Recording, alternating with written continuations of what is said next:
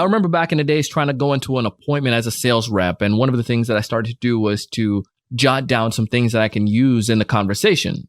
The problem was I was making a checklist and it wasn't a genuine conversation. Like say, for instance, ask about the school they went to, ask them about the job, or ask them about the company, ask them how long they've been here. I saw that you volunteer with the American Red Cross. It was a checklist of processes as opposed to building genuine relationships. So in my mind, I went into the appointment, thought I sound like Zig Ziglar, but in actuality, I sound like this. Hi there, Tom. My name is Donald. Thank you so much for meeting with us today. Why, I see that you like the American Red Cross. Did you also play basketball in college at the University of Wisconsin? How fantastic! Boring. Nobody wants to feel like they're talking to a robot. Everybody wants to have genuine conversation. And that's going to be a huge factor in you progressing or advancing a deal. And in today's episode, Jacqueline's going to give us some insights, some ideas that can help you to build more genuine relationships. Check it out.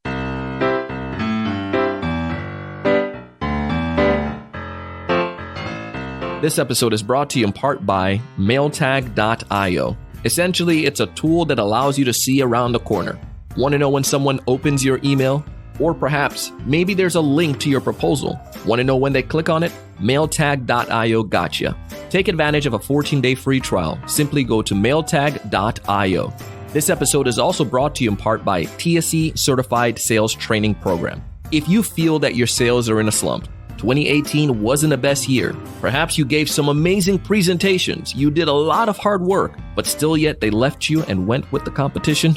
We can fix that. Check out TSE Certified Sales Training Program. We have a new semester beginning in April, and it would be an absolute honor to have you join. Go to thesalesevangelist.com/C as in certified, S as in sales, T as in training. thesalesevangelist.com/CST.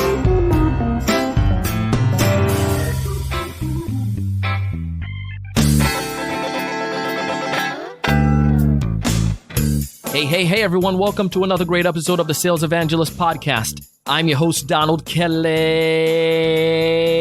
the Sales Evangelist, and I'm so excited for another great episode. I'm so excited to be here with you today. And on this episode, we have Miss Jacquelyn Nicholson, who's going to give us some insights of what it takes to have genuine conversations that's going to help us to build strong rapport. Now, Jacquelyn she's a friend of ours through our good friend Scott Ingram, and Scott has been on a podcast, and we have a link back to his episodes in the show notes. But Scott wrote a book called Sales Success Stories, and the real stories from real sellers, 60 stories from 20 top 1% sales professionals. And Jacquelyn, my friend, is one of them. Now, Jacquelyn's going to tell us about what she did to build strong relationships, human relationships, relationships that were truly genuine. And you can take these same principles and apply them. So let's listen and learn. This is going to pick up right into the beginning of our conversation. Let's dive in. Welcome to the show, Jacquelyn. Hi, Donald. Great to be here. I'm so happy we're talking. I know. I'm so excited too. And we got to give a big shout out to Scott Ingram because he's like the super connector, always connecting people. And your story, I got connected with you because of him through his book, Sales Success Stories, where have real stories from real sellers, and you're one of them. And from what I understand, you were like number 8 on his podcast, right? Yes, I believe so. It was really fun. One of my marketing managers came up to me and says, "You've got to talk to Scott Ingram." And I said, "Sure. Who's Scott Ingram? I would love to." That's Scott, man. He's awesome, man. So big shout out to Scott, and we'll put a link back into that episode and also back to Scott and to connect with you. But before we dive into all the fun stuff and we talk about your story, why don't you tell us a little bit more about you and what you do? So I am an enterprise seller, one of the inaugural members of the team at AlphaSense on the West Coast. So I'm based here in Northern California and really excited about being an evangelist of sorts, kind of like you're the sales evangelist. Yeah. I'm an evangelist for AlphaSense, spreading the story about what we do here on the West Coast with large enterprise companies and their teams. Love it. Now, you have a story, the idea around building rapport. And this is something that we find that many sellers have difficulties with. I mean, I can tell you straight up, I had difficulties with it. I was like, should I even do it? Is it going to work? But I want to hear your experience, the good, the bad, the ugly, and the success that came from it. Absolutely. So I think for me, if I think back to where I became a real proponent of the concept of building rapport, it goes back to my days prior to becoming a seller. I wasn't always a seller. So by education, I'm an engineer from the University of Illinois. And after I finished my master's degree, for some reason, I decided that, I'd lived in the Midwest. I'm a native of the state of Illinois. I was born in Chicago and lived in Illinois for most of my life, and decided, you know what?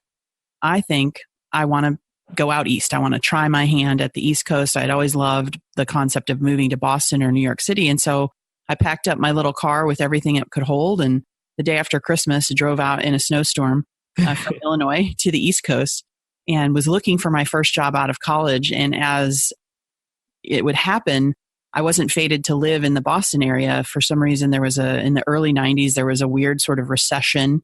I was an engineer looking for work at a defense contractor, and there was just a recession in that industry.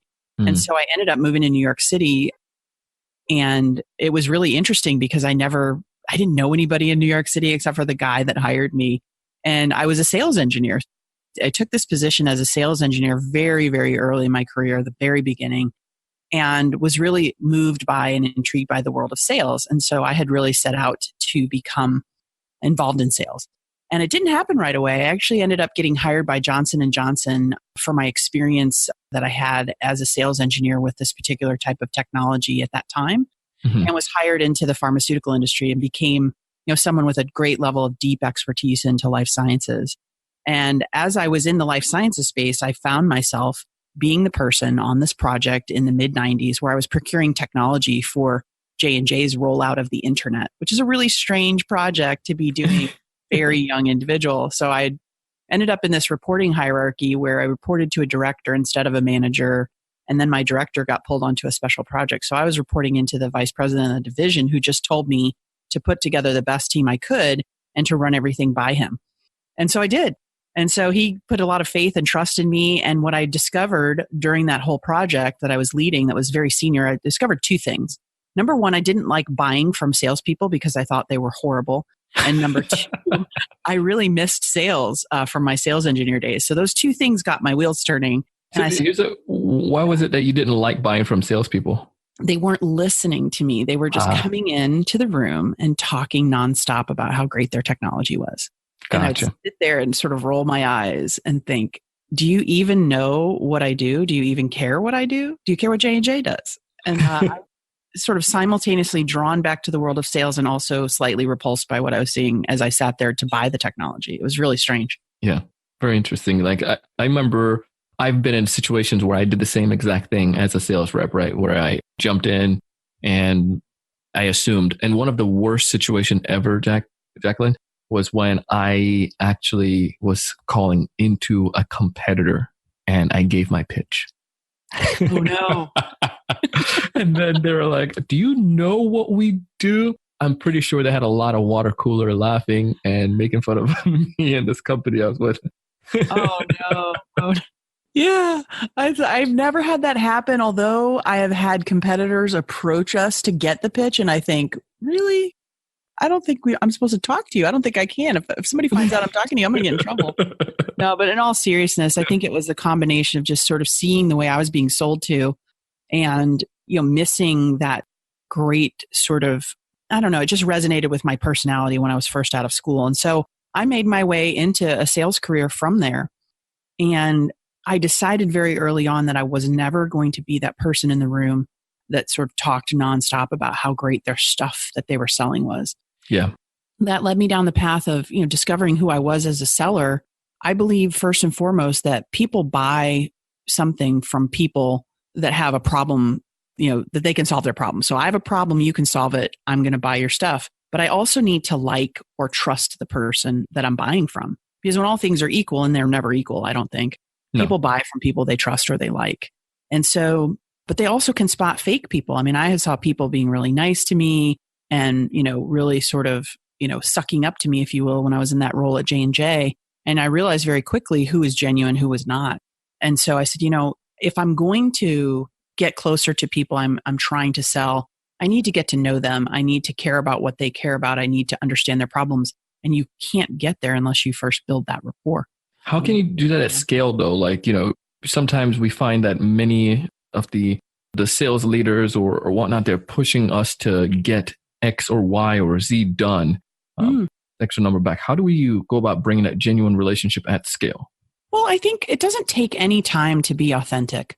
It takes a little bit of time researching just to understand your customer, to understand their problems. But if you're going to have a conversation with somebody, it doesn't take any extra time to be kind. It doesn't take any extra time to have genuine curiosity about them and their role in their company, because you have to learn that anyway. And so to me, I don't necessarily see a problem with scale because I think it's just part of naturally what we should be doing anyway. I don't know if that makes sense, but that's how I feel. It does. So this itch caused you to then want to jump back into the sales role? Mm-hmm. That's correct. So if you remember when I started, I was just a sales engineer. Yeah. And nobody was going to make me a quota carrying salesperson after 6 years in the life sciences industry. So I had a great mentor, James Walsh, who I worked with at J&J, a senior person who was just really instrumental in teaching me about, just the professional world, the realities, how to get where you want to go. And he told me, he's like, look, the thing that you should do if you really want to get into a quota carrying role is you've got to get in front of customers, and you've got a lot of domain expertise. So you should really go into the consulting world. And so I spent about 1.5 to 2 years in a role at just a small mom and pop consultancy where I could be in front of customers, where I could solve client problems, where I could be customer facing and really earn that sort of trust. And so I parlayed that into quota carrying roles after that. And I love that idea of learning to become a problem solver. I think that so often many of us as sellers, we neglect to really solve problems for clients and just mainly we just want to push our product. Well, you think about it, my education really lent itself well to that. Being an engineer, you're a problem solver. Oh, yeah. And I was actually, my son's soccer game over the weekend, one of the moms that I know fairly well, but not, she didn't know much of my background. And she'd asked me what I did for a living. And we were talking about our kids in college and talked about, me being an engineer. She said, well, how on earth did you end up in sales? I said, well, if you think about it, it's actually kind of a natural fit. Yeah. Because we solve problems. And so that to me was always a great connection. And I'm really thankful for my education because it taught me a lot about that. Let's go into you had an experience where, time back to the story in the book here, where you are working with, was it a CMO? Yes. Mm-hmm. Do you want to elaborate and tell us a little bit more about that part? Yeah, absolutely. So, for me, I think early on my days at Johnson & Johnson before I moved into sales, I was sort of thrust into the world of working with very senior executives with little to no guidance or filter between them because that was just the role that I was put into. And so I learned very early in my life, in my career, to not really view executives as much different than myself. And I think a lot of sellers that I've talked to have problems with confidence. They don't really feel that they have something to approach someone in a senior executive position with. I really think I was fortunate that I was able to learn very early on how to approach those people. They are in some ways different than you and I, but in other ways not. I'm married to a senior executive and I know how busy he is firsthand. And so my counsel to the people I coach and mentor who are junior sellers is, to get to the point and to have some value and to not waste anybody's time. So the thing that an executive is really short on is time. And they're also short on people who just want to be helpful to them for who they are as opposed to somebody who wants something from them. So I've seen, they don't like me for me. They like me for what I can do for them sort of syndrome is what an executive has a problem as. And so I try to be very genuine. I try to be to the point and I never try to waste time. And I try to get to, all right, this is what we can do for you. Who do you need me to talk to get this done? Because I know you don't have the time. And that's just really, to me, what's most important is to get to the point, to not waste time and to actually have something of value and to realize that they're people just like you and I are.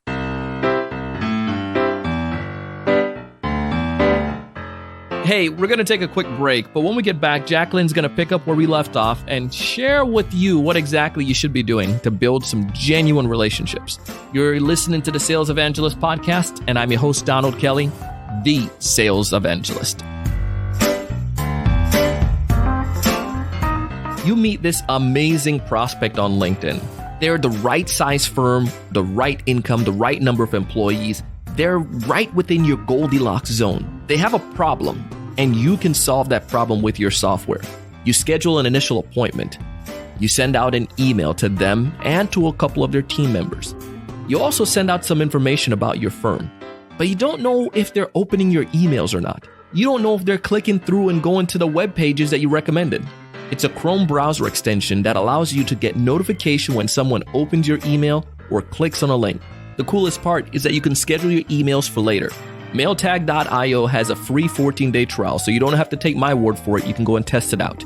And when you do fall in love with it, go ahead and use promo code Donald at checkout and get half off your subscription for life. Shh, don't go telling nobody about that now. Half off your subscription for life just because you're listening to the TSE podcast. To find out more information, again, go to mailtag.io. But let's continue the story. The prospect then goes ahead and clicks on all of your links. They go back to your website. They're doing their initial research. They want to schedule the next meeting. You go through the process. You create a demonstration. I mean, an amazing demonstration. You gave it everything you had, your emotion, your heart, your feelings. You gave epic value. But still yet, when it's all said and done, they said, Thank you so much, Donald. Unfortunately, we are going with another vendor. We appreciate all that you did. Thank you. Devastated. I know that feeling. I've been there. You've been there. And it's horrible. But we can fix that. We fix that by helping you with TSE Certified Sales Training Program. We would love for you to check out our upcoming semester to learn how we can help you not only find the right customers, not only say the right things and help your clients get all the way to the demonstration, but actually what you should be doing to help them convert to come towards your product or your service. To find out more information, go to thesalesevangelist.com/CST. Again, thesalesevangelist.com/C for certified, S for sales, T for training. We have a new semester coming up in April, and I would love to have you join us. Let's help you to close more deals. We're back, and as we dive into the second half of this episode, pay attention to some of the things that Jacquelyn emphasizes, some of these points that maybe we are aware of, but don't necessarily do on a day-to-day basis. Listen to her story and apply it. Let's dive back in.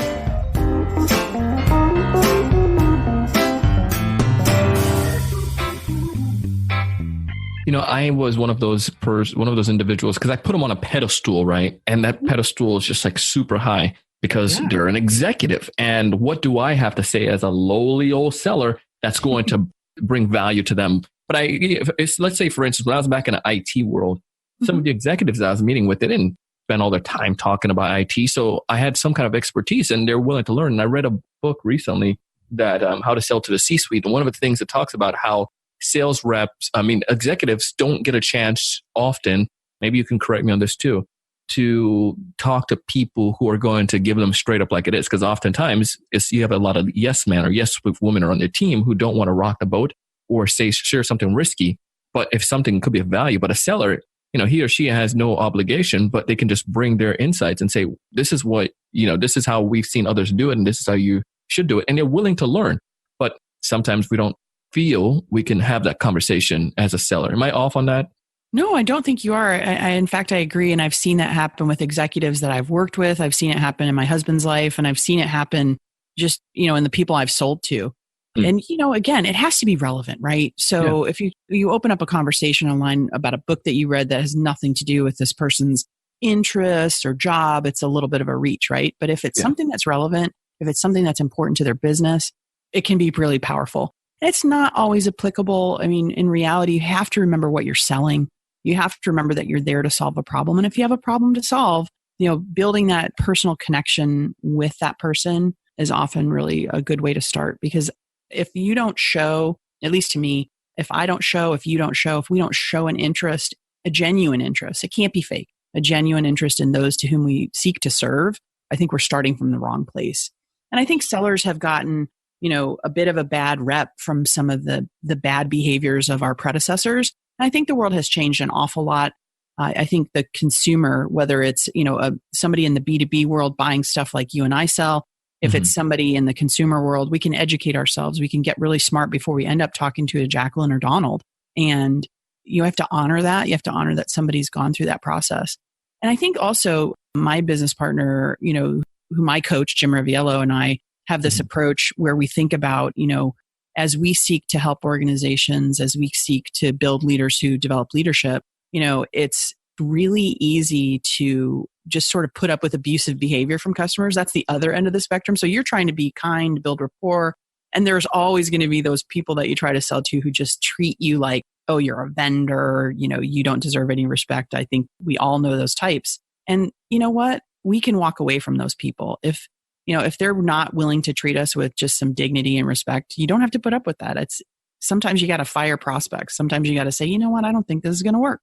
One of the things I liked in your story was how you did that exactly. You were like so real with the guy, and you started talking about you connected about football, soccer and so forth. I can tell you understand soccer and you care for it, because you mentioned a while back a few minutes ago about your son playing soccer. So it's something you understood. So that part, tell me how you were able to bring that up in your conversation, and how did you do that so naturally, and where did that lead to for you? Yeah, I think about that story a lot. It's a funny story. And like anybody who is a football fan out there who knows Ray Hudson, who's an announcer that often is on beIN Sports and is a Geordie and has this accent that at one point I erroneously thought was Scottish. And so I thought I was being super clever in this conversation. The CMO is a Scottish guy. He's really hilarious. I mean, he said some funny stuff in his talk where I think he said something along the lines of he starts out with the audience introducing himself as Scottish, and he says, and if you know anything about Scots, it'll tell you three things. And one of them that he was perpetually grumpy, the other that he was blunt and direct, and I forget what the third thing was. And I couldn't stop laughing. I thought that was so funny. So I thought, here's a guy, this guy's funny. He's going to love my Ray Hudson impersonation. I'm going to figure out a way to weave that into the conversation. And so we're standing around in this circle, and I, for some reason, either had the temerity or the idiocy to decide to do my best impersonation of who I thought was a fellow Scot to this man who I thought was hilariously funny. And turns out that I was completely owned by the CMO, who decided to let me know that, that is a really great impersonation. Unfortunately, the man's a Geordie. He's not a Scot. And I looked at him and I go, oh, that's really cool. I didn't know that. And then everybody around us was just sort of laughing, and this guy was laughing. And I knew at that point that at least at the very least, he would always respect me for trying to do this ridiculous impersonation. But it turned out to be a really good thing, because it opened the door. That humor, that laughter, that willingness to just, make mistakes and laugh about them, laugh at yourself, turned into the ability to get this meeting rolling that was so important to the organization, get my co-founders in front of him, because rightfully so, even though I may have a lot to offer to a chief marketing officer, my co-founders are going to have a little bit more to offer, right? Because they're in the trenches, they're dealing with senior executives of the same kinds of companies. And to open that door to let my executives in to meet with him was critical. It was critical to the relationship. It was critical to the deal. And ultimately, I think it was critical to the success that we enjoyed from that business. But it started with just taking a chance. I'm a risk taker. I'm not afraid. I've there's not a lot to be afraid of anymore. I mean, that was, one of the personal side. That was that story I think took place in 2016, if I'm not mistaken. Yeah. A year after that, I found myself in the hospital diagnosed with and dying from a very aggressive and rare form of leukemia. Oh no. And I survived it. I'm still talking to you. I'm in session, so that's good. And, even then I was fearless, and it's taken itself to another level now of being fearless and, realizing that my sole mission in life, my definition of success, and I talked about it in Scott's podcast, I talk about it all the time, is, my mission and my goal, my definition of success is being the best person that I can possibly be. To be that woman that my husband would marry again, to be the seller that my boss would hire again, and to be the mom that my kids are proud to introduce to their friends. And that's how I define success, because you can run into devastating situations, you can run into silly situations, you can run into success and failure. But if you are always defining your success in terms of other people and what they think of you or what you have, I think you're doing it the wrong way. I think that each one of us can strive to be the better version of ourselves that we can be each day. And that's how I define success, whether I close the deal or I goof up the deal, whether I am genuine in my efforts or whether I stumble. So to me, it's about being fearless, maybe a little silly. No, I gotta tell the stories. Absolutely love it, man. And I think there's so many different merits, so many different things that we all can take from this that's going to help us when it comes to us positioning ourselves or building that relationship or building that strong or true rapport with folks we're working with. Exactly. If there's one major takeaway you'd like folks listening to this episode to walk away with, what's that one major piece of advice? Well, one of my favorite pieces of advice is that help is always available. And sometimes you're the person giving the help. A lot of times we think that we don't have anything to offer, but I think we really do.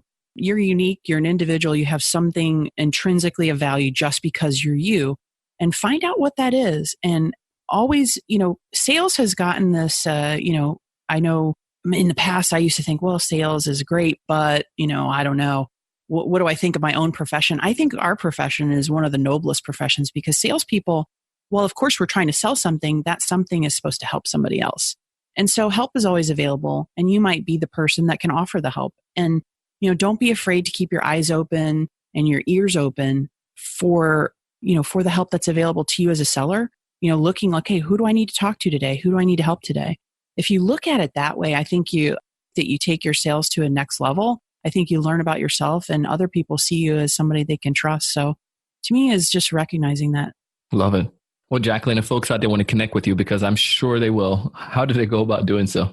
Yeah, so one of two ways. LinkedIn is a great place to find me, Jacquelyn Nicholson. You can find me out there on LinkedIn. Let me know that you heard about us on the podcast because I know Donald would love to hear that. And then if you're interested in my personal journey, you can go to lxu.training/Jack, JACQ. So lxu.training/JACQ.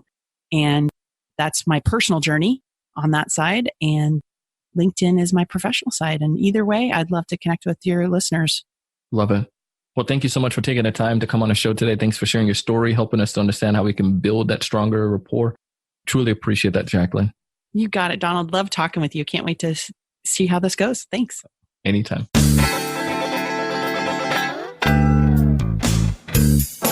Hey, I told you the stuff was going to be great today. And if you want to hear more about Jacqueline's story, simply pick up a copy of Sales Success Stories. We have a link back in our show notes. Connect with Scott Ingram, download his podcast, as well as connect with Jacqueline on LinkedIn. Let her know you heard about her on the podcast. I know she would be super excited for that. Again, find all the links back in the show notes. Practice these things. Implement them. Let's have some genuine conversations. Don't be like a robot like me. It didn't work, and it will never, ever work. Genuine conversations are the only way. I share this with you because I want to help you. I want you to be able to find more ideal customers. I want you to have more genuine conversation and build stronger value. I want you to close more deals. But most importantly, I want to challenge you each and every single day to go out, challenge yourself, and do big things. Stay tuned for a scene from our next episode. A very influential point in my life where we had just hired a very expensive sales manager, and I was doing a demo face-to-face for a very large client, multi-thousand seat client. It's like a 7-figure contract in essence. Mm-hmm. And I just kept talking. I wouldn't stop talking. And my sales manager stepped on my foot. He was next to me. Yeah. And he's like, dude, you need to shut up and you need to just let them talk.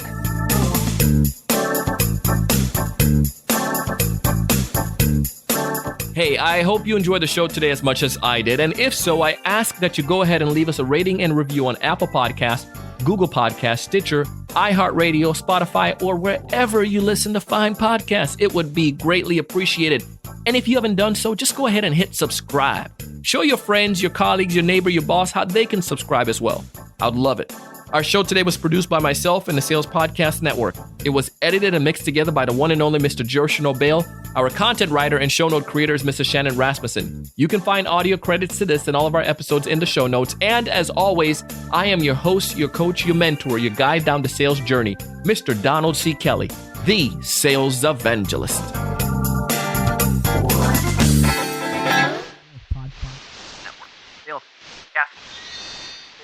Sales Podcast Network.